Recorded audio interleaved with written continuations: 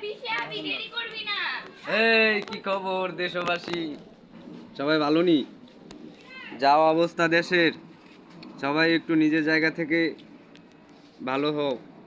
বাবু ভাইয়ের আগমন। বাবু কি মারো সবাই রে? আইয়া আস্তাগফিরুল্লাহিল্লাযী ওয়া আতুবু ইলাইহি। এই দেখেন এসব মানুষ বলে পুটকি মারামারি করবো কোন? এই যে একটা আমগো কোনো লাভ হইছে? কোনো লাভ নাই। আঙ্গুরও লাভ হইছে। দত কি লাভ হইব এই আমরা এত তাড়াতাড়ি যদি লাভের আশা করো যে তাহলে পথে তো রইছি এই পথে থাকবো। আইল্লা উন্নতি হবে আমগো। উন্নতি করার চেষ্টা করলে তো উন্নতি আমরা হইব। লেখাপড়া করছি যে উন্নতি হইব, যা আমরা লেখাপড়া না, যদি সঠিক এরা দাবি তদন্ত করছে, থাকে।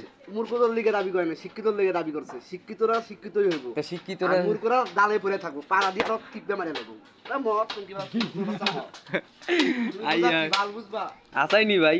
তাইলে আচ্ছা আপনারা কমেন্টে জানান যে মূর্খ মানুষদের জন্য কোনো সুযোগ সুবিধা আছে কিনা, ঠিক আছে?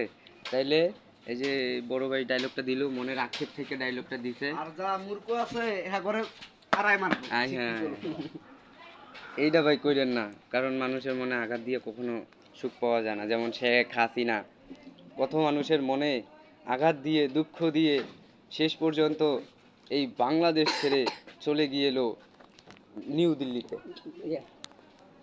যাই হোক, সবাই সুখে থাকো, শান্তিতে থাকো, আল্লাহর প্রতি বিশ্বাস রাখো।